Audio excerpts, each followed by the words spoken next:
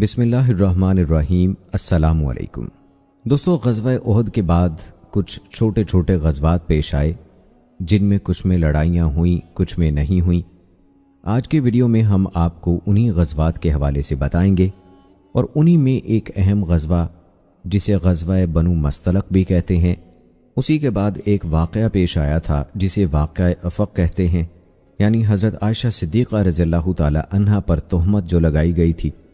آج کی ویڈیو میں آپ کو اس حوالے سے تفصیل سے بتائیں گے کہ کس طرح سے منافقین نے اماں عائشہ صدیقہ رضی اللہ تعالی عنہا پر تہمت لگائی، جس نے نبی کریم صلی اللہ علیہ وآلہ وسلم، حضرت ابو بکر صدیق رضی اللہ تعالی عنہ، حضرت ام رومان رضی اللہ تعالی عنہا اور حضرت اماں عائشہ صدیقہ رضی اللہ تعالی عنہا اور دیگر صحابہ کرام رضوان اللہ اجمعین کو بہت تکلیف پہنچائی، اور پھر کس طرح اللہ تعالیٰ نے حضرت عائشہ صدیقہ رضی اللہ تعالی عنہا کی بارات میں قرآن پاک کی آیات نازل فرمائیں جنہیں قیامت تک لوگ تلاوت کرتے رہیں گے۔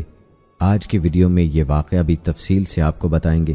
اس کے علاوہ غزوہ احد کے بعد پیش آنے والے دیگر غزوات کا بھی ذکر کیا جائے گا، اور دوستو ایک ایسے صحابی کے بارے میں بھی آپ کو بتائیں گے کہ جنہیں قید کے دوران اللہ تعالیٰ کی جانب سے غیب سے انگور پیش کیے جاتے تھے۔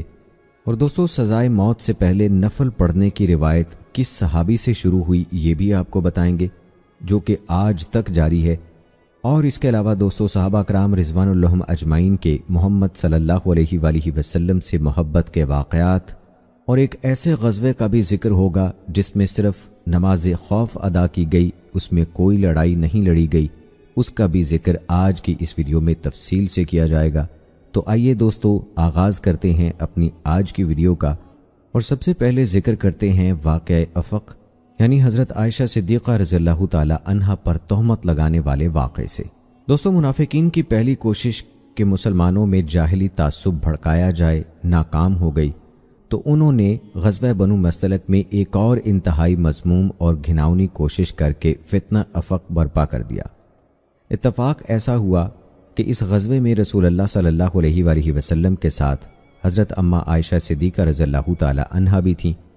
واپسی پر مدینہ منورہ کے قریب مسلمان آرام کے لیے ایک جگہ ٹھہرے۔ سیدہ عائشہ صدیقہ رضی اللہ تعالی عنہا حاجت ضروریہ کے لیے اپنے ہودج سے نکل کر دور ویرانے میں چلی گئیں۔ واپس آئیں تو پتہ چلا کہ گلے میں ہار موجود نہیں۔ چنانچہ سیدہ عائشہ رضی اللہ تعالی عنہا ہار ڈھونڈنے کے لیے واپس چلی گئیں۔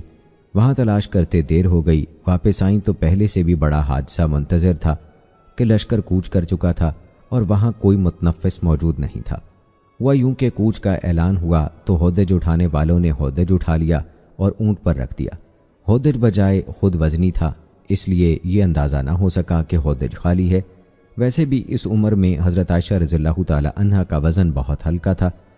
حضرت عائشہ رضی اللہ تعالی عنہا پریشانی کے عالم میں وہیں لیٹ کر انتظار کرنے لگیں۔ وہاں سے حضرت صفوان بن معطل سلمی رضی اللہ تعالی عنہ کا گزر ہوا۔ انہوں نے حضرت عائشہ رضی اللہ تعالی عنہا کو پہچان لیا، کیونکہ پردہ فرض ہونے سے پہلے انہوں نے انہیں دیکھا ہوا تھا۔ انہوں نے اونٹ بٹھایا، حضرت عائشہ رضی اللہ تعالی عنہا سوار ہو گئیں۔ وہ مہار تھام کر چل دیے اور مدینہ منورہ پہنچ گئے۔ رسول اللہ صلی اللہ علیہ وآلہ وسلم اور لشکر پہلے مدینہ پہنچ چکے تھے۔ منافقین نے یہ موقع غنیمت جانا اور جھوٹا واقعہ بنا کر چسپاں کر دیا۔ اس سازش کا اصل سرغنہ عبداللہ بن ابی تھا۔ منافقین کی چال سے چند مخلص صحابہ مستہ بن اساسہ، حمنہ بنت جہش اور حضرت حسان بن ثابت رضی اللہ تعالی عنہ بھی اس جال میں پھنس گئے۔ رسول اللہ صلی اللہ علیہ وآلہ وسلم کو اس افواہ سے بے حد صدمہ ہوا۔ آپ نے مسجد میں تمام حاضرین کے روبرو اپنی زوجہ محترمہ اور صفوان بن معطل پر پورے اعتماد کا اظہار فرمایا۔ حضرت سعد بن معاذ رضی اللہ تعالی عنہ نے پیشکش کی کہ ہم اس بہتان ترازی میں حصہ لینے والوں کو اگر وہ اوس میں سے ہیں تو قتل کر دیتے ہیں۔ یہ سن کر حضرت سعد بن عبادہ طیش میں آ گئے، کیونکہ وہ بہتان ترازی کا سلسلہ خزرجی منافقین سے چلا تھا۔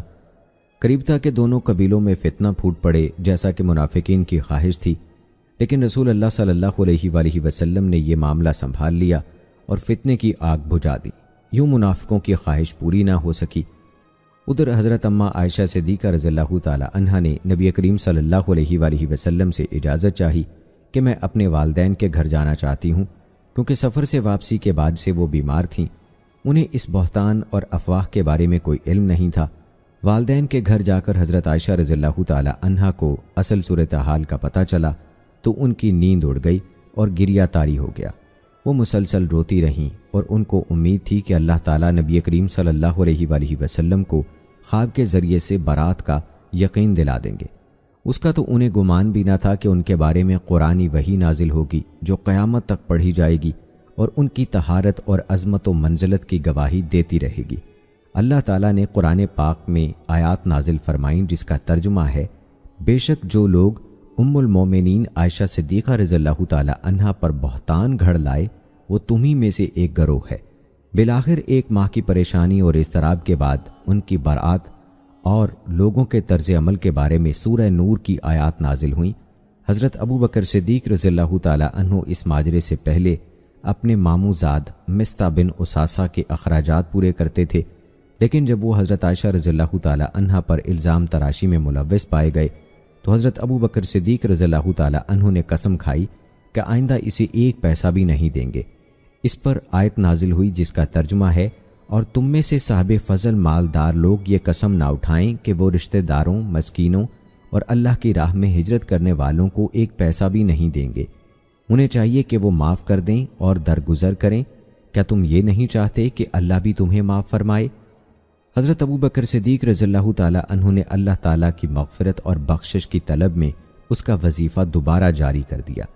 اللہ تعالیٰ نے ان لوگوں کو خوب ڈانٹا جو منافقین کے جال میں پھنس گئے تھے، یعنی حمنہ، مصطح اور حسان بن ثابت رضی اللہ تعالی عنہ۔ چنانچہ فرمایا جس کا ترجمہ ہے، کیوں نہ ایسا ہوا کہ جب تم نے یہ بات سنی تو مومن مرد اور عورتیں اپنے بارے میں اچھا گمان رکھتے اور کہہ دیتے کہ یہ تو واضح جھوٹ ہے۔ قرآن مجید نے مخلص مومنین کے شاندار موقف کو سراہا ہے جنہوں نے خاندان نبوت کے مقدس و مطہر افراد کے سلسلے میں پختہ ایمانی کا رویہ اختیار کیا، جیسے ابو ایوب انصاری رضی اللہ تعالی عنہ اور ام ایوب رضی اللہ تعالی عنہا وغیرہ۔ چنانچہ اللہ تعالیٰ نے ارشاد فرمایا، جب تم نے یہ بات سنی تھی تو کیوں نہ کہہ دیا کہ ہمیں ایسی بات کرنا زیب نہیں دیتا؟ اے اللہ تو پاک ہے، یہ بہت بڑا بہتان ہے۔ حضرت عائشہ رضی اللہ تعالی عنہا سے اس آیت کے شان نزول کی روایت حضرت ابو ایوب انصاری رضی اللہ تعالی عنہ سے تو ان کی زوجہ محترمہ نے پوچھا، کیا آپ نے وہ بات نہیں سنی جو لوگ کر رہے ہیں؟ حضرت ابو ایوب انصاری رضی اللہ تعالی عنہ نے پوچھا، کون سی بات؟ بیوی نے تفصیل سے بتائی تو انہوں نے مان فرمایا، ہمیں تو ایسی بات کرنی زیب نہیں دیتی۔ اے اللہ تو پاک ہے، یہ بڑا بہتان ہے۔ اللہ تعالیٰ نے ان کی تحسین و تعریف کرتے ہوئے یہ آیت نازل فرمائی تھی۔ امام بخاری کی روایت ہے کہ ایک انصاری نے یہ بہتان سنا تو فوراً پکار اٹھا، سبحان اللہ، ہمیں تو ایسی بات منہ سے نکالنی بھی زیب نہیں، یہ تو عظیم بہتان ہے۔ رسول اللہ صلی اللہ علیہ وآلہ وسلم اس فتنے سے فارغ ہوئے تو حارث بن ابی زرار کی بیٹی جویریہ آپ کی خدمت میں حاضر ہوئیں اور اپنا مقام و مرتبہ بیان کیا کہ میں سب سے بڑے سردار کی بیٹی ہوں، لہٰذا مجھ سے تعاون کیا جائے تاکہ میں اپنی قیمت ادا کر کے آزاد ہو سکوں، اور حضرت ثابت بن قیس بن شماس رضی اللہ تعالی عنہ کے حصے میں آئی تھیں۔ رسول اللہ صلی اللہ علیہ وآلہ وسلم نے انہیں پیشکش کی کہ میں تمہاری پوری قیمت ادا کر کے تم سے شادی کر لیتا ہوں۔ حضرت جویریہ رضی اللہ تعالی عنہا نے بخوشی رضامندی ظاہر کر دی۔ لوگوں کو پتہ چلا تو انہوں نے بنو مستلق کے تمام قیدی جو ان کے پاس تھے آزاد کر دیے۔ یہ 100 گھر تھے۔ مقصد یہ تھا کہ اب یہ قبیلہ رسول اللہ صلی اللہ علیہ وآلہ وسلم کا سسرال بن گیا، لہذا تقاضۂ ادب یہ ہے کہ ان کے سب قیدی آزاد کر دیے جائیں۔ اس طرح کوئی عورت حضرت جویریہ رضی اللہ تعالی عنہا سے بڑھ کر اپنی قوم کے لیے بابرکت ثابت نہیں ہوئی۔ ام المومنین جویریہ رضی اللہ تعالی عنہا کی آزادی ہی ان کا حق مہر بنی۔ دوستو، واقع افق ایذا رسانی اور آزمائشوں کے سلسلے کی ایک کڑی ہے جو رسول اللہ صلی اللہ علیہ وآلہ وسلم کو دین کے دشمنوں کی طرف سے برداشت کرنا پڑی۔ اللہ تعالیٰ کا نبی کریم صلی اللہ علیہ وآلہ وسلم اور مومنین پر بہت بڑا احسان تھا کہ اس نے خود اس جھوٹ اور جال سازی کا بھانڈا پھوڑ دیا۔ تاریخ نے صاحب ایمان لوگوں کے طرز عمل کو بھی محفوظ رکھا ہے۔ حضرت ابو ایوب انصاری رضی اللہ تعالی عنہ کی مثال ہمارے سامنے ہے۔ مسلمانوں کی زندگی میں جب بھی اس قسم کا موقع پیش آئے تو انہیں یہی طرز عمل اختیار کرنا چاہیے، کیونکہ وہی ختم ہو چکی لیکن اسباق تا ابد باقی ہیں۔ دوستو، یہ تھا واقعہ حضرت اماں عائشہ صدیقہ رضی اللہ تعالی عنہا پر تہمت کا۔ آئیے اب دیگر غزوات کا ذکر کرتے ہیں۔ مشرکین میدان احد سے بھاگے تو کچھ دور جا کر انہیں خیال آیا کہ مسلمانوں پر دوبارہ حملہ کر کے انہیں مکمل طور پر ختم کر دینا چاہیے۔ رسول اللہ صلی اللہ علیہ وآلہ وسلم کو ان کی اس نیت کا اندازہ ہو گیا۔ آپ صلی اللہ علیہ وآلہ وسلم نے ان کا پیچھا کرنے کا فیصلہ کر لیا۔ آپ نے اعلان فرمایا، ہمارے ساتھ وہی لوگ چلیں جو غزوہ احد میں موجود تھے۔ اس وقت مسلمان زخموں سے چور چور تھے اور خوف و دہشت کی فضا طاری تھی۔ اس کے باوجود انہوں نے آپ کے اعلان پر دل و جان سے لبیک کہا۔ آپ نے حضرت جابر بن عبداللہ رضی اللہ تعالی عنہ کو ساتھ چلنے کی خصوصی اجازت دی کیونکہ وہ احد میں شریک نہیں تھے۔ انہیں ان کے والد محترم نے ان کی بہنوں کی نگہداشت کے لیے گھر پر چھوڑا تھا۔ خیر، اسلامی لشکر تیار ہو کر حمر الاسد تک پہنچ گیا۔ دوستو، آپ کو بتاتا چلوں کہ حمر الاسد مدینہ سے 8 میل کے فاصلے پر ذوالحلیفہ سے جانے والے راستے پر بائیں ہاتھ میں آتا ہے۔ وہاں معبد بن ابی معبد خزائی رسول اللہ صلی اللہ علیہ وآلہ وسلم سے ملے۔ آپ نے انہیں حکم دیا کہ وہ ابو سفیان کے پاس پہنچ کر اس کا حوصلہ پست کریں۔ وہ اسے روحا کے مقام پر ملے۔ ابو سفیان کو ان کے مسلمان ہو جانے کا علم نہیں تھا۔ انہوں نے اس سے ڈرایا کہ مسلمان تو تیرا پیچھا کرتے ہوئے حمر الاسد تک پہنچ چکے ہیں، بہتر یہی ہے کہ تم صحیح سلامت مکہ چلے جاؤ۔ اللہ تعالیٰ نے اس غزوے کے متعلق فرمایا، جس کا ترجمہ ہے، وہ لوگ جنہوں نے اللہ اور رسول کا کہا مانا بعد اس کے کہ انہیں زخم لگے، ان میں سے جنہوں نے اچھائی کی اور تقوی اختیار کیا، ان کے لیے ایک بڑا اجر ہے۔ ابن اسحاق کی روایت ہے کہ حمر الاسد سے واپسی کے دوران عبد الملک بن مروان کے نانا معاویہ بن مغیرہ اور ابو عزت جمحی کو، جسے رسول اللہ صلی اللہ علیہ وآلہ وسلم نے بدر کے قیدیوں میں سے بلا معاوضہ احسان فرماتے ہوئے چھوڑ دیا تھا، گرفتار کر لیا گیا۔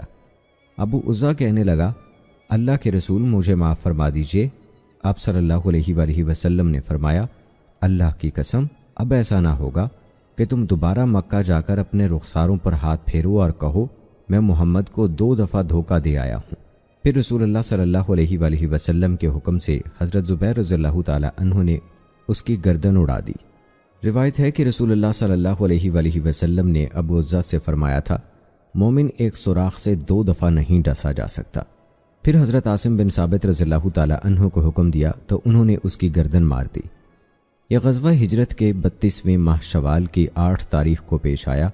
دیگر اقوال بھی ہیں، مثلا ابن اسحاق کا کہنا ہے کہ یہ غزوہ 16 شوال کو اتوار کے دن پیش آیا۔ دوستو، رسول اللہ صلی اللہ علیہ وآلہ وسلم کا اس قدر تلخ حالات میں حمر الاسد تک جانا کمال محمدی کا اعلیٰ مظہر ہے، جس سے آپ کی شجاعت، تحمل و برداشت، صبر و استقامت اور حسن سیادت کی بے مثل خوبیاں ظاہر ہوتی ہیں۔ یہ بھی ثابت ہوتا ہے کہ آپ صلی اللہ علیہ وآلہ وسلم بڑی سے بڑی شکست سے بھی متاثر نہ ہوتے تھے۔ اسے صحابہ کرام رضوان اللہ اجمعین کی عظیم فضیلت بھی ثابت ہوتی ہے کہ وہ کس قدر صبر و استقامت اور تحمل و برداشت کے حامل اور رسول اللہ صلی اللہ علیہ وآلہ وسلم کے کیسے زبردست فرما بردار اور آپ کے ایک اشارے پر لبیک کہنے والے تھے۔ اللہ تعالیٰ کا یہ فرمان ان کے لیے شاہد عدل ہے، جس کا ترجمہ ہے، وہ لوگ جنہوں نے اللہ اور رسول کا کہا مانا بعد اس کے کہ انہیں زخم لگا، ان میں سے جنہوں نے اچھائی کی اور تقوی اختیار کیا، ان کے لیے ایک بڑا اجر ہے۔ وہ جن سے لوگوں نے کہا کہ بلا شبہ لوگ تمہارے مقابلے کے لیے جمعیت اکٹھی کر چکے، سو تم ان سے ڈرو، تو اس امر نے ان کو ایمان میں بڑھا دیا، اور انہوں نے کہا کہ اللہ ہمیں کافی ہے اور وہ اچھا کارساز ہے۔ چنانچہ وہ اللہ کی بڑی نعمت اور اس کے فضل کے ہمراہ لوٹے، انہیں کسی تکلیف نے مس نہیں کیا، اور انہوں نے اللہ کی رضا کی پیروی کی، اور اللہ بڑے فضل والا ہے۔ دوستو، اس غزوے کے ذکر کے ساتھ ساتھ آپ کو صحابہ کرام رضوان اللہ اجمعین کی کچھ جنگی کارروائیوں کے بارے میں بھی بتاتے ہیں۔ سب سے پہلے ذکر کرتے ہیں حضرت ابو سلمہ رضی اللہ تعالی عنہ کی جنگی کارروائی کا۔ مدینہ منورہ کے ارد گرد رہنے والے اعرابیوں کو غزوہ احد میں مسلمانوں کی شکست اور نقصانات کا پتہ چلا، تو انہوں نے بھی مسلمانوں کے خلاف پرزے نکالنے شروع کر دیے، اور نجد میں رہنے والے بنو اسد اور عرفات میں رہنے والے بنو حذیل اور دوسرے قبائل نے مدینہ منورہ پر دھاوا بولنے کے پروگرام بنائے۔ رسول اللہ صلی اللہ علیہ وآلہ وسلم کو برابر خبریں پہنچ رہی تھیں کہ بنو اسد بن خزیمہ اپنے سردار طلیحہ اسدی اور اس کے بھائی سلمہ کی قیادت میں مدینہ منورہ پر حملے کی تیاریاں کر رہے ہیں، تاکہ لوٹ کھسوٹ کریں اور قریش کی آتشی عداوت اور زیادہ بھڑکا دیں۔ رسول اللہ صلی اللہ علیہ وآلہ وسلم پیش بندی فرماتے ہوئے 150 مہاجرین و انصار کو جنگی کارروائی کے لیے بھیجا، اور حضرت ابو سلمہ بن عبد الاسد کو ان کا امیر مقرر فرمایا۔ اسلامی دستے نے بنو اسد کو جبل قطن کے قریب ایک چشمے پر اچانک جا لیا۔ وہ دستے کو دیکھتے ہی بھاگ اٹھے۔ مسلمان ان کے ڈھور ڈنگر ہانک کر مدینہ منورہ لے آئے۔ یہ ہجرت کے 35ویں ماہ محرم کے آغاز کی بات ہے۔ دوستو آئیے اب ذکر کرتے ہیں حضرت عبداللہ بن انیس رضی اللہ تعالی عنہ کی جنگی کارروائی کا۔ رسول اللہ صلی اللہ علیہ وآلہ وسلم نے بنو حذیل کے سردار خالد بن سفیان بن نبی حذیلی کو قتل کرنے کے لیے حضرت عبداللہ بن انیس رضی اللہ تعالی عنہ کو مامور کیا اور مقام نخلہ یا عرفات کی وادی ارنا کی طرف روانہ کیا۔ خالد بن سفیان مدینہ پر حملہ کرنے کے لیے لشکر جمع کر رہا تھا۔ حضرت عبداللہ رضی اللہ تعالی عنہ نے روانہ ہونے سے پہلے رسول اللہ صلی اللہ علیہ وآلہ وسلم سے درخواست کی کہ مجھے اس کا حلیہ بتا دیں۔ آپ نے حلیہ بتایا تو وہ چل پڑے۔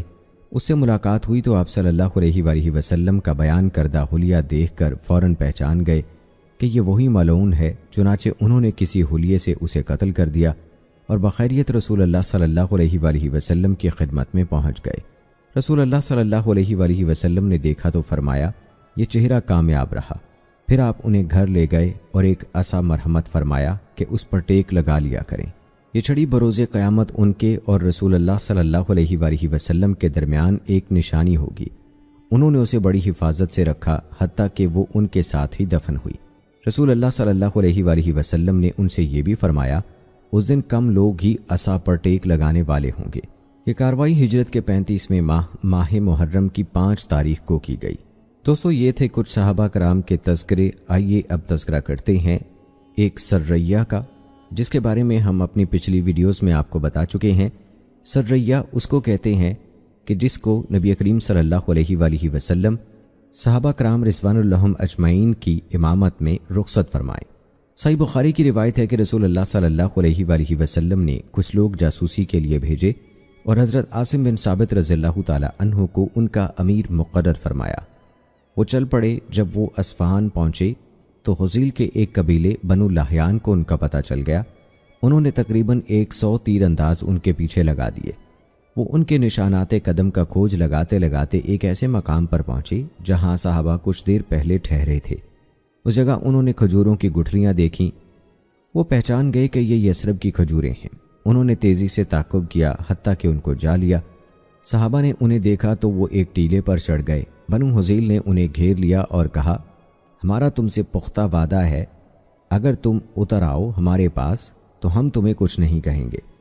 حضرت عاصم رضی اللہ تعالی عنہ نے کہا میں تو کسی کافر کی پناہ میں نہیں اترتا، اے اللہ ہمارے بارے میں نبی کریم صلی اللہ علیہ وآلہ وسلم کو اطلاع پہنچا دے، اور پھر ان سے لڑائی شروع کر دی۔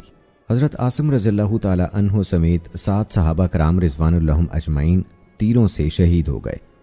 خبیب، زید اور ایک اور صحابی بچ گئے۔ کفار نے پھر پیشکش کی کہ ہم تم سے وعدہ کرتے ہیں کہ تم میں سے کسی کو قتل نہیں کریں گے۔ تینوں صحابہ اتر آئے۔ جب انہوں نے ان پر قابو پا لیا تو ان کی کمانوں کی تندیاں کھول کر ان کے ہاتھ پاؤں باندھ دی۔ تیسرے صاحب کہنے لگے یہ تمہاری پہلی بے وفائی ہے۔ انہوں نے ان کے ساتھ جانے سے انکار کر دیا۔ انہوں نے انہیں گھسیٹا اور ساتھ لے جانے کی ہر ممکن کوشش کی لیکن ناکام رہے۔ آخر انہوں نے انہیں بھی شہید کر دیا اور خبیب و زید کو لے جا کر مکہ میں قریش کے ہاتھ بیچ دیا۔ حضرت خبیب رضی اللہ تعالی عنہ کو بنو حارث بن عامر بن نوفل نے خرید لیا کیونکہ انہوں نے بدر کے دن حارث بن عامر کو قتل کیا تھا۔ وہ ان کے پاس چند دن قید رہے۔ جب انہوں نے ان کے قتل کا فیصلہ کر لیا تو انہوں نے حارث کی کسی بیٹی سے استرا طلب کیا تاکہ صفائی کر سکیں۔ اس نے استرا مہیا کر دیا۔ وہ عورت خود بیان کرتی ہیں اس دوران میں اپنے بچے سے غافل ہو گئی۔ وہ رنگتا ہوا خبیب کے پاس پہنچ گیا۔ انہوں نے اسے اپنی ران پر بٹھا لیا۔ ان کے ہاتھ میں استرا تھا۔ میری نظر پڑی تو میں گھبرا گئی۔ حضرت خبیب رضی اللہ تعالی عنہ میری پریشانی بھانپ گئے۔ کہنے لگے تجھے خدشہ ہے کہ میں اسے قتل کر دوں گا؟ ہرگز نہیں، میں انشاءاللہ ایسی حرکت کبھی نہیں کر سکتا۔ وہ خاتون کہتی ہیں میں نے خبیب سے اچھا قیدی کبھی نہیں دیکھا۔ میں نے انہیں انگور کا خوشہ کھاتے دیکھا، حالانکہ ان دنوں مکہ میں کھجوریں بھی نہیں ملتی تھیں۔ ویسے بھی وہ زنجیر میں جکڑے ہوئے تھے۔ یقیناً یہ اللہ تعالیٰ کی طرف سے رزق تھا جو انہیں عطا کیا گیا۔ خیر کفار انہیں قتل کرنے کے لیے حرم سے باہر لے گئے۔ انہوں نے کہا مجھے 2 رکعت نماز پڑھ لینے دو۔ فارغ ہوئے تو بولے اگر مجھے یہ خیال نہ ہوتا کہ تم لوگ سمجھو گے کہ میں موت سے گھبرا رہا ہوں تو میں مزید نماز پڑھتا۔ حضرت خبیب رضی اللہ تعالی عنہ وہ پہلے فرد ہیں جنہوں نے قتل کے وقت 2 رکعت نماز پڑھنے کا طریقہ رائج کیا۔ پھر کہا مولا کریم ان سب کو اچھی طرح گن لیں، انہیں ایک ایک کر کے قتل کرنا، کسی کو باقی نہ چھوڑنا۔ پھر جو عربی میں شعر پڑھا اس کا ترجمہ ہے، اگر میں اسلام کی حالت میں مارا جا رہا ہوں تو مجھے کوئی پرواہ نہیں کہ مر کر کس پہلو گرتا ہوں، یہ سب کچھ اللہ تعالیٰ کی راہ میں ہو رہا ہے، اور اگر اللہ تعالیٰ چاہے تو میرے جسم کے ٹکڑوں اور جوڑوں پر برکت نازل فرما دے۔ ایک روایت کے الفاظ ہیں کہ پھر عقبہ بن حارث اٹھا اور اس نے خبیب رضی اللہ تعالی عنہ کو شہید کر دیا۔ پھر قریش نے کچھ آدمی بھیجے کہ وہ حضرت عاصم رضی اللہ تعالی عنہ کی لاش کا کوئی حصہ کاٹ کر لائیں تاکہ ان کی پہچان ہو سکے۔ حضرت عاصم رضی اللہ تعالی عنہ بھی مشرکین کے ایک بڑے سردار کو جنگ بدر میں قتل کیا تھا۔ اللہ تعالیٰ نے ان کی لاش پر بھیڑوں کا ایک چھتا بھیج دیا جس نے انہیں قریب نہ آنے دیا، یوں ان کی لاش کافروں کی دست برد سے محفوظ رہی۔ حضرت حسان بن ثابت رضی اللہ تعالی عنہ نے حضرت خبیب رضی اللہ تعالی عنہ اور ان کے رفقائے کرام کے مرثیے میں بڑے بلند پایا شعر کہے ہیں، جس کا اردو ترجمہ ہے، حسان کیا وجہ ہے تیرے آنسو نہیں رک رہے، بلکہ تیرے سینے پر مضطرب موتیوں کی طرح بے تحاشا گر رہے ہیں۔ کیا کروں، خبیب کی یاد آ رہی ہے جو 100 جوان کا ایک جوان تھا، وہ جنگ میں بزدل نہ تھا اور ملاقات کے وقت بدخلق نہ تھا۔ اے آنکھ ذرا سخاوت کر اور اپنے آنسو خوب برسا اور خبیب پر رو جو جوانوں سمیت واپس نہ آیا۔ وہ تو شکرا تھا، انصار میں اس کا مرتبہ بہت بلند تھا، بہت فراخ طبیعت اور خالص النسب تھا، ذرا بھر بھی کھوٹ نہیں تھی۔ جب پتہ چلا کہ اسے لکڑی کے ایک سولی پر چڑھا دیا گیا تو میری آنکھ بے تحاشا آنسو برسانے لگی۔ حضرت زید بن دسنہ رضی اللہ تعالی عنہ کو صفوان بن امیہ نے خرید لیا تاکہ انہیں اپنے باپ امیہ بن خلف کے بدلے میں قتل کر دے۔ جب وہ انہیں قتل کرنے کے لیے حرم سے باہر مقام تنعیم پر لائے تو وہاں قریش کا مجمع پہلے ہی موجود تھا، اس میں ابو سفیان بھی تھا۔ وہ کہنے لگا، زید میں تجھے اللہ تعالیٰ کا واسطہ دے کر پوچھتا ہوں، سچ بتا، اب تو تیرا جی چاہتا ہوگا کہ محمد ہمارے پاس ہوتے اور ہم تیرے بجائے ان کی گردن اڑا دیتے اور تو اپنے اہل و عیال میں بخیر و عافیت بیٹھا ہوتا۔ زید تڑپ کر بولے، رب ذوالجلال کی قسم، میں تو یہ بھی نہیں چاہتا کہ حضرت محمد صلی اللہ علیہ وآلہ وسلم اس وقت جہاں تشریف فرما ہیں وہاں انہیں ایک معمولی سا کانٹا بھی چبھ جائے اور میں اپنے گھر میں آرام سے بیٹھا رہوں۔ ابو سفیان بے اختیار پکار اٹھا، واللہ میں نے کسی قوم کو اپنے آقا سے اتنی محبت کرتے نہیں دیکھا جو محمد کے ساتھی محمد سے کرتے ہیں۔ پھر صفوان کے آزاد کردہ غلام نستاس نے انہیں شہید کر دیا۔ جب سریہ رجی کے صحابہ شہید ہوئے تو منافقین میں سے کچھ لوگوں نے کہا، ہائے افسوس، یہ گمراہ لوگ کس طرح ہلاک ہوئے کہ نہ اپنے گھر بار میں ٹھہرے اور نہ اپنے نبی کا پیغام پہنچا سکے۔ اللہ تعالیٰ نے ان کے بارے میں آیت نازل فرمائی جس کا ترجمہ ہے، کچھ لوگ ایسے ہیں کہ آپ کو ان کی دنیاوی زندگی کی باتیں بہت اچھی لگتی ہیں اور وہ اپنے دل کی باتوں پر اللہ تعالیٰ کو گواہ بھی کرتا ہے، حالانکہ وہ سخت جھگڑالو ہے۔ اور اللہ تعالیٰ نے ان شہداء کے بارے میں آیت نازل فرمائی جس کا ترجمہ ہے، اور کچھ لوگ ایسے ہیں جو اللہ تعالیٰ کی رضامندی حاصل کرنے کے لیے اپنی جان قربان کر دیتے ہیں، اور اللہ تعالیٰ اپنے بندوں پر بہت شفقت کرنے والا ہے۔ رسول اللہ صلی اللہ علیہ وآلہ وسلم نے اکیلے عمر بن امیہ زمری کو مکہ بھیجا۔ وہ کہتے ہیں، میں خبیب کی سولی کے پاس آیا، مجھے خطرہ تھا کہ کوئی دیکھ نہ لے۔ میں سولی پر چڑھا اور خبیب کی رسیاں کھول دی، ان کی لاش زمین پر گر پڑی۔ میں تھوڑی دور گیا، پھر مڑ کر دیکھا تو مجھے خبیب کی لاش نظر نہ آئی، یوں لگتا تھا کہ انہیں زمین نے اپنے اندر سمو لیا ہے۔ اس کے بعد خبیب رضی اللہ تعالی عنہ کا کوئی نشان آج تک نظر نہیں آیا۔ سریہ رجی ہجرت کے 36ویں ماہ سفر میں پیش آیا۔ دوستو، یہ تو تھے واقعات کچھ صحابہ کرام رضوان اللہ اجمعین کے نبی کریم صلی اللہ علیہ وآلہ وسلم سے محبت کے۔ آئیے اب تذکرہ کرتے ہیں واقعہ بئر معونہ کا۔ جس مہینے رسول اللہ صلی اللہ علیہ وآلہ وسلم نے رجی والوں کو بھیجا، اسی میں آپ نے بئر معونہ کی مہم روانہ کی۔ صحیح بخاری میں ہے کہ رسول اللہ صلی اللہ علیہ وآلہ وسلم نے نجد کی طرف 70 بہترین صحابہ بھیجے جنہیں قرہ کہا جاتا تھا۔ یہ دن کو لکڑیاں جمع کرتے اور رات کو نفل نماز پڑھتے رہتے تھے۔ صحیح مسلم میں یہ الفاظ بھی ہیں کہ وہ اپنی لکڑیاں بیچ کر ان کی آمدنی اہل صفہ پر خرچ کرتے تھے۔ صحیح مسلم میں ہے انہیں بھیجنے کا سبب یہ تھا کہ کچھ لوگ رسول اللہ صلی اللہ علیہ وآلہ وسلم کے پاس آئے اور مطالبہ کیا کہ ہمارے ساتھ کچھ آدمی بھیجے جائیں جو ہمیں قرآن و سنت کی تعلیم دے۔ امام بخاری رحمۃ اللہ علیہ نے ایک اور سبب بھی بیان کیا ہے جو اصولی طور پر اس سے زیادہ مختلف نہیں کہ بنو سلیم کے کچھ قبائل رال، زکوان، اسیا اور بنو لاہیان نے رسول اللہ صلی اللہ علیہ وآلہ وسلم سے دشمن کے خلاف مدد طلب کی تو آپ نے یہ 70 افراد بھیجے۔ ابن سعد نے بھی یہی سبب بیان کیا ہے۔ بعض ائمہ مغازی نے لکھا ہے کہ ابو برہ عامر بن مالک، جس سے ملا ایب السنہ یعنی نیزوں اور تیروں سے کھیلنے والا کہا جاتا تھا، رسول اللہ صلی اللہ علیہ وآلہ وسلم کے پاس آیا۔ آپ نے اسے اسلام کی دعوت دی۔ وہ مسلمان نہ ہوا لیکن اس نے انکار بھی نہ کیا اور کہا، اللہ کے رسول، اگر آپ اپنے چند مبلغ نجد والوں کی طرف بھیج دیں جو انہیں دین اسلام کی دعوت دیں تو شاید وہ دعوت قبول کر لیں۔ آپ نے فرمایا، مجھے خطرہ ہے کہ نجد والے انہیں نقصان پہنچائیں گے۔ ابو برہ نے کہا، میں ان کا ذمہ دار ہوں۔ ان روایات میں تبدیق ممکن ہے کہ دونوں باتیں ہوئی ہوں گی، اور رسول اللہ صلی اللہ علیہ وآلہ وسلم نے یہ 70 صحابہ ابو برہ اور بنو سلیم دونوں کے مطالبے پر روانہ فرمائے۔ جب یہ قرہ عامر کی زمین اور بنو سلیم کے پتھریلے میدان کے درمیان معونہ کے کنویں یعنی بئر معونہ پر پہنچے تو انہوں نے حضرت ام سلیم رضی اللہ تعالی عنہ کے بھائی حضرت حرام بن ملحان رضی اللہ تعالی عنہ کو رسول اللہ صلی اللہ علیہ وآلہ وسلم کا خط دے کر اللہ کے دشمن عامر بن طفیل کے پاس بھیجا۔ اس نے خط پر نظر بھی نہ ڈالی اور ایک آدمی کو اشارے سے حکم دیا۔ اس نے حضرت حرام رضی اللہ تعالی عنہ کو پیچھے سے نیزہ مارا جو سینے کے پار ہو گیا۔ خون کا فوارہ پھوٹا تو حضرت حرام رضی اللہ تعالی عنہ نے کہا، اللہ اکبر، رب کعبہ کی قسم، میں کامیاب ہو گیا۔ حضرت حرام رضی اللہ تعالی عنہ نے بہتا ہوا خون اپنے چہرے اور سر پر مل لیا، گویا وہ چاہتے تھے کہ اپنے رب کریم کے حضور پہنچیں تو ان کا سارا جسم خون شہادت سے رنگین ہو تاکہ ان کا ثواب بڑھ جائے۔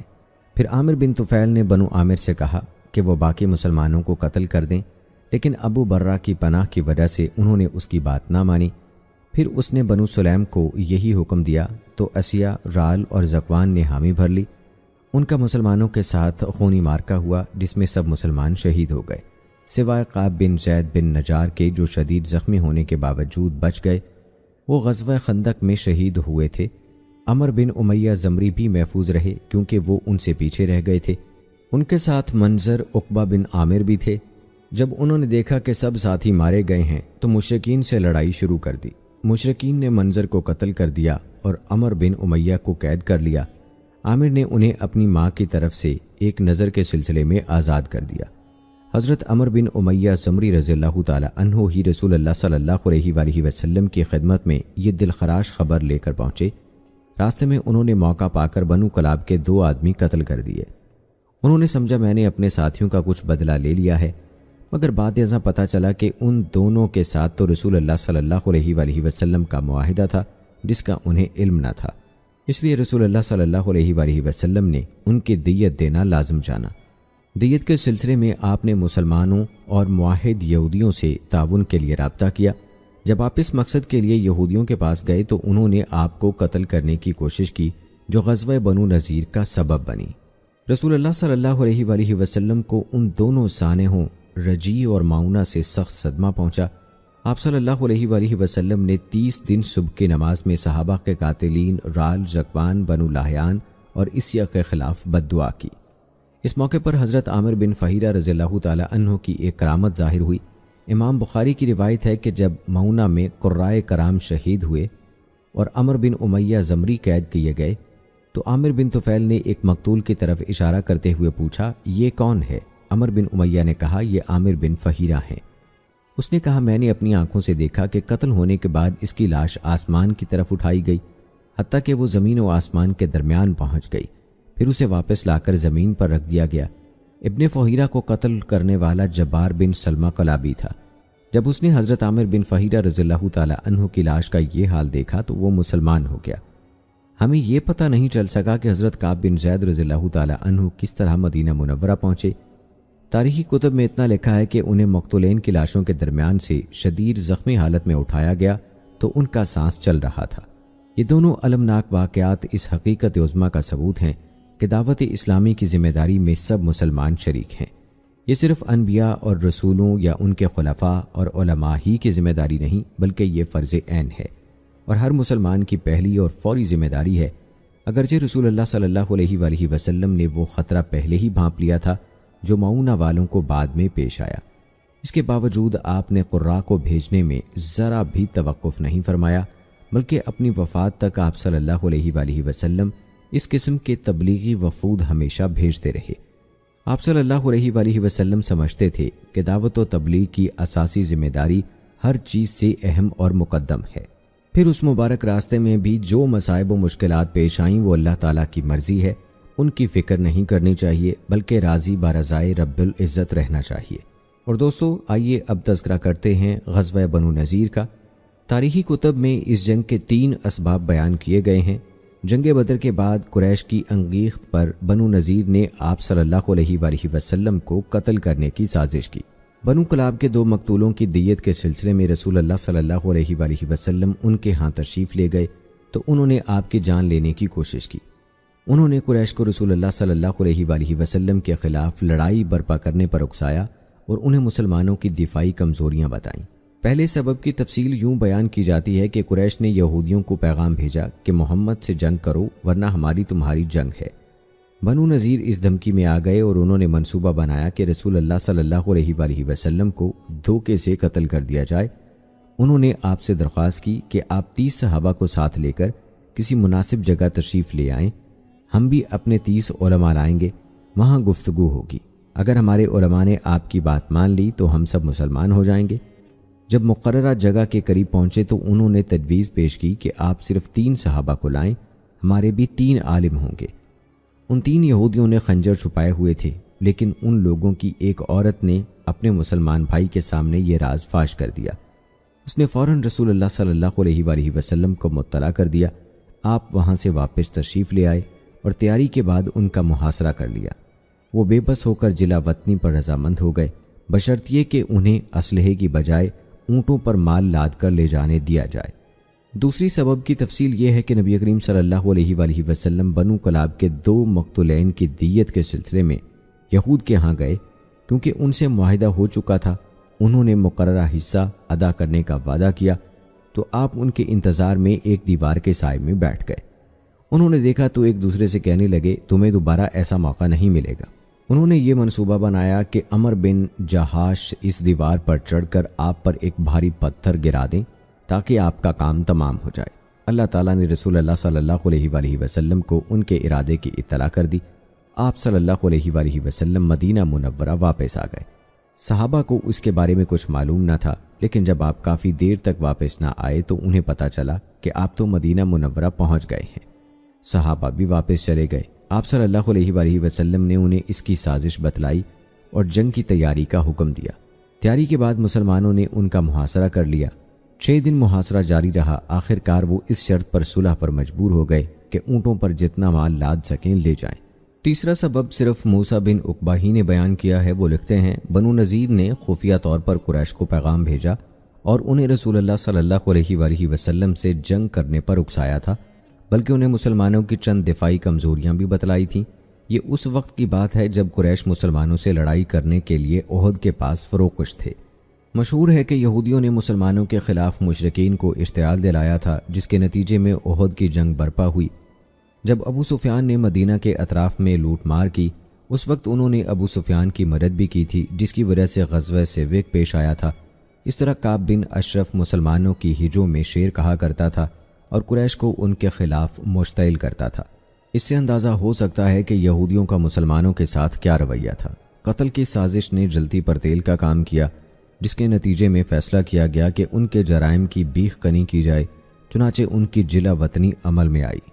جب رسول اللہ صلی اللہ علیہ وآلہ وسلم کو قتل کرنے کی بنو نذیر کی تیار کردہ سازش بے نقاب ہوئی تو رسول اللہ صلی اللہ علیہ وآلہ وسلم نے ان کو انتباہ کیا کہ 10 دن کے اندر اندر مدینہ خالی کر دیں، اس کے بعد جو نظر آیا اس کی گردن اڑا دی جائے گی۔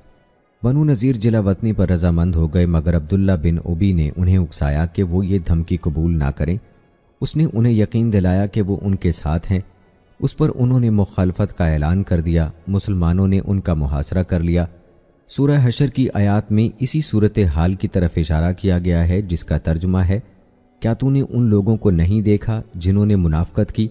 وہ اپنے ان بھائیوں سے جنہوں نے اہل کتاب میں سے کفر کیا کہتے ہیں اگر تمہیں نکال دیا گیا تو ہم بھی تمہارے ساتھ ہی نکلیں گے اور تمہارے معاملے میں کبھی کسی کی بات نہیں مانیں گے، اور اگر تم سے لڑائی کی گئی تو ہم تمہاری مدد ضرور کریں گے، اور اللہ گواہی دیتا ہے کہ بلا شبہ وہ جھوٹے ہیں۔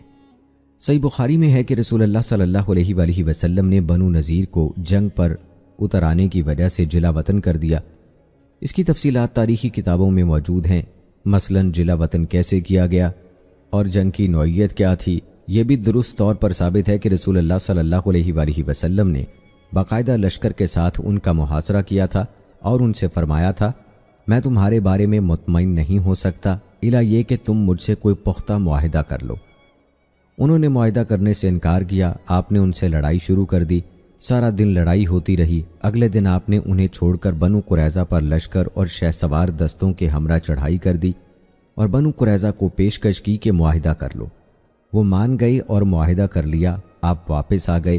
اگلے دن پھر بنو نذیر پر چڑھائی اور لڑائی کی، حتیٰ کہ وہ جلا وطنی پر راضی ہو گئے اور طے پایا کہ انہیں اونٹوں پر سامان لے جانے کی اجازت ہے، البتہ وہ اسلحہ نہیں لے جائیں گے۔ اس معاہدے کے مطابق وہ اپنا سامان حتیٰ کہ گھروں کے دروازے بھی اونٹوں پر لاد کر لے گئے۔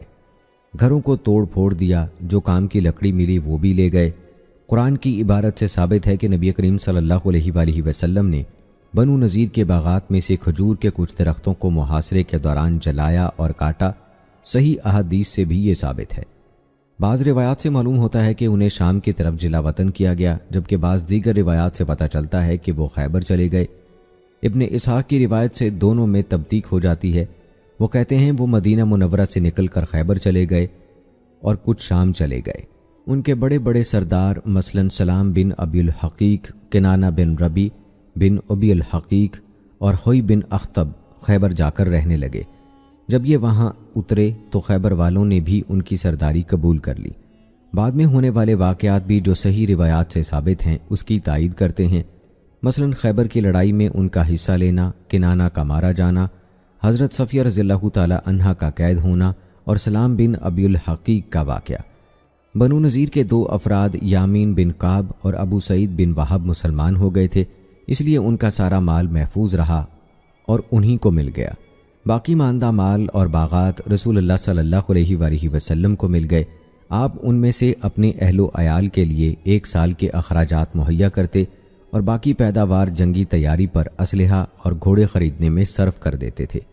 رسول اللہ صلی اللہ علیہ وآلہ وسلم نے بنو نذیر کی زمین مہاجرین میں تقسیم کر دی اور انصار کو کچھ نہیں دیا، تاہم سہل بن حنیف اور ابو دجانہ کو ان کے فقر کی بنا پر حصہ مرحمت فرمایا۔ اس کے بعد بھی بنو نذیر کے سردار اپنی سازشوں اور شرارتوں سے باز نہیں آئے۔ انہوں نے قریش اور دوسرے قبائل کو بھڑکانا شروع کر دیا، جس کے نتیجے میں جنگ خندق لڑی گئی۔ دوستو، غزوہ بنو نذیر کے بعد پھر ہوا غزوہ بدر ثانی۔ رسول اللہ صلی اللہ علیہ وآلہ وسلم شعبان 4 ہجری میں غزوہ احد کے دوران میں ابو سفیان سے کیے گئے وعدے کے مطابق میدان بدر کی طرف نکلے۔ آپ کے ساتھ 1500 صحابہ اور 10 گھوڑے تھے۔ آپ بدر پہنچ گئے اور وہاں 8 دن مشرکین کا انتظار کرتے رہے۔ ادھر ابو سفیان بھی مشرکین کو لے کر نکلا، لیکن جب مکہ مکرمہ سے 40 کلومیٹر دور مر الزہران کے مقام پر پہنچا تو وہاں مجنہ کے چشموں پر قیام پذیر ہوا اور یہ بہانہ بنا کر لشکر واپس لے گیا کہ یہ سال قحط والا ہے۔ بزدلی کے اس مظاہرے سے مسلمانوں کی ہیبت میں اضافہ ہو گیا، جس میں احد کی شکست سے کچھ کمی آ گئی تھی۔ آئیے دوستو اب تذکرہ کرتے ہیں غزوہ ذات الرقاع کا۔ امام بخاری رحمۃ اللہ علیہ کی روایت ہے کہ یہ غزوہ خیبر کے بعد پیش آیا۔ ابن اسحاق کے نزدیک یہ غزوہ بنو نذیر کے بعد ہوا۔ بعض کے مطابق غزوہ خندق کے بعد 4 ہجری میں ہوا۔ واقدی اور ابن سعد کا خیال ہے کہ یہ غزوہ محرم 5 ہجری میں ہوا۔ ابو معشر نے اسے یقین کے ساتھ غزوہ خندق اور غزوہ بنو قریظہ کے بعد بتلایا ہے۔ حافظ ابن حجر کے نزدیک راجح وہی ہے جسے امام بخاری اور ابو معشر نے اختیار کیا ہے، کیونکہ حضرت ابو موسیٰ اشعری رضی اللہ تعالی عنہ اس غزوے میں شریک ہوئے ہیں۔ وہ خیبر کی فتح کے فوراً بعد حبشہ سے آئے تھے۔ اسی طرح حضرت ابو ہریرہ رضی اللہ تعالی عنہ بھی اس غزوے میں شریک ہوئے، وہ بھی فتح خیبر کے وقت مسلمان ہوئے تھے۔ اس غزوے میں رسول اللہ صلی اللہ علیہ وآلہ وسلم نے صلاۃ خوف ادا کی، جبکہ غزوہ خندق کے وقت صلاۃ خوف کا حکم نازل نہیں ہوا تھا۔ اس کی مشروعیت حدیبیہ کے سفر میں اصفان کے مقام پر ہوئی اور حدیبیہ کا واقعہ 6 ہجری کا ہے۔ اس غزوے میں مسلمانوں اور غطفان کے درمیان کوئی لڑائی نہیں ہوئی، صرف ایک دوسرے کو ڈراتے رہے۔ اس میں مسلمانوں نے صلاۃ خوف پڑھی۔ طریقہ یہ تھا کہ لشکر کا ایک حصہ رسول اللہ صلی اللہ علیہ وآلہ وسلم کے ساتھ نماز پڑھنے لگتا اور دوسرا دشمن کے مقابلے میں ڈٹا رہتا۔ آپ صلی اللہ علیہ وآلہ وسلم اپنے ساتھ والوں کو 1 رکعت پڑھا دیتے اور کھڑے رہتے۔ اس دوران میں مقتدی دوسری رکعت خود پڑھ لیتے، پھر وہ جا کر دشمن کے مقابل کھڑے ہو جاتے اور دوسرا گروہ آ کر آپ کے پیچھے کھڑا ہو جاتا۔ آپ ان کو باقی ماندہ 1 رکعت پڑھا دیتے اور بیٹھے رہتے۔ اس دوران میں انہوں نے 1 رکعت خود پڑھ لی ہوتی، پھر آپ صلی اللہ علیہ وآلہ وسلم سلام پھیر دیتے۔ اور آئیے دوستو، ویڈیو کے آخر میں آپ کو ایک بہت مشہور واقعہ جو کہ ایک اعرابی کا واقعہ ہے وہ سناتے ہیں۔ بخاری و مسلم اور دیگر نے حضرت جابر رضی اللہ تعالی عنہ سے روایت کی ہے کہ اس غزوے کے واپسی کے وقت ایک وادی میں دوپہر کا وقت ہو گیا۔ اس وادی میں کانٹے دار درخت بہت تھے۔ آپ صلی اللہ علیہ وآلہ وسلم نے سفر روک دیا۔ لوگ سائے کی تلاش میں مختلف درختوں تلے بکھر گئے۔ رسول اللہ صلی اللہ علیہ وآلہ وسلم ایک الگ درخت کے سائے میں ٹھہرے۔ آپ نے اپنی تلوار درخت کے ساتھ لٹکا دی۔ ہمیں سوئے ہوئے تھوڑی ہی دیر ہوئی تھی کہ اچانک رسول اللہ صلی اللہ علیہ وآلہ وسلم نے ہمیں پکارا۔ ہم اٹھ کر آپ کی طرف بھاگے تو ہم نے دیکھا کہ آپ کے پاس ایک اعرابی بیٹھا ہے۔ آپ نے فرمایا، اس اعرابی نے آ کر میری تلوار میان سے نکال لی جبکہ میں سویا ہوا تھا۔ مجھے جاگ آئی تو یہ تلوار سونتے کھڑا تھا۔ کہنے لگا، تجھے مجھ سے کون بچائے گا؟ میں نے کہا، اللہ۔ اب یہ یہاں بیٹھا ہے۔ رسول اللہ صلی اللہ علیہ وآلہ وسلم نے اسے کوئی سزا نہیں دی۔ اس اعرابی کا نام غورس بن حارث تھا۔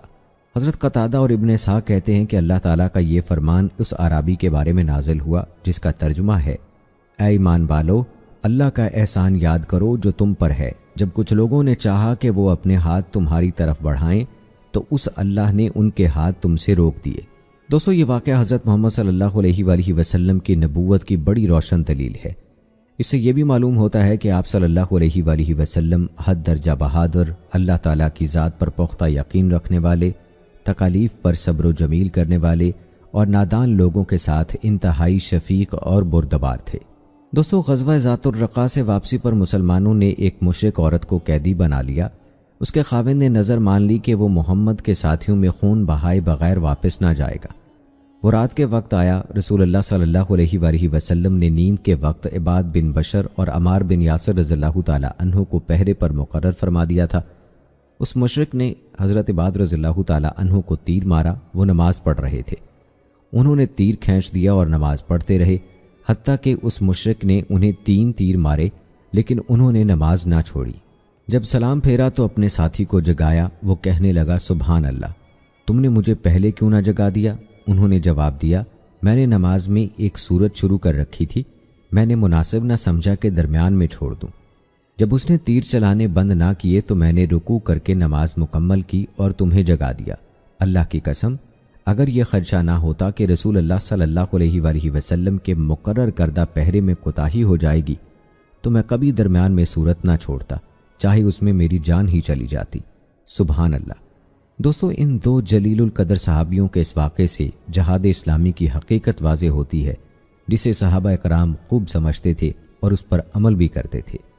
حضرت عباد رضی اللہ تعالی عنہ نے سوچا کہ کیوں نہ اپنے پہرے کے وقت کا کچھ حصہ نماز میں صرف کروں، اور پھر نماز بھی اللہ تعالیٰ کے حضور نہایت خشوع و خضوع میں ڈوبی ہوئی کہ تیروں کی زبردست تکلیف کے باوجود نماز کو مختصر کرنا گوارا نہ کیا، اور پھر نماز مختصر بھی کی تو صرف اس ذمہ داری کے زیر اثر جو اللہ کے رسول صلی اللہ علیہ وآلہ وسلم نے انہیں سونپی تھی۔ بخاری و مسلم اور دیگر محدثین اور ابن اسحاق اور دیگر مورخین نے حضرت جابر رضی اللہ تعالی عنہ سے روایت کیا ہے کہ غزوہ ذات الرقاء سے واپسی کے وقت راستے میں ان کا اونٹ سست ہو گیا۔